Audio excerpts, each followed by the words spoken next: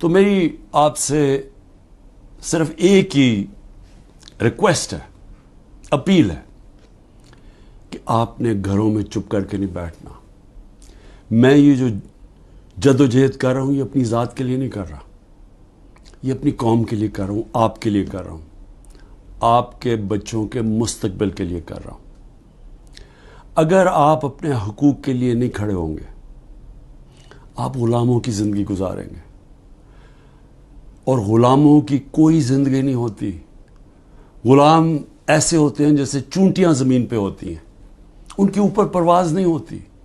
اور یہ بڑی خواب کا نام تھا پاکستان، نعرہ تھا لا الہ الا اللہ۔ پاکستان کا مطلب کیا کہ ہم کوئی انسان کے سامنے نہیں جھکتے۔ لا الہ الا اللہ انسان کی غلامی سے ہمیں آزاد کرتا ہے۔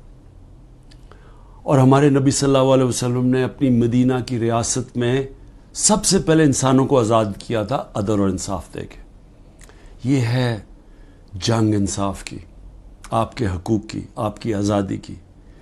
اور کبھی بھی یاد رکھیں، کوئی آزادی پلیٹ میں رکھ کے نہیں دیتا۔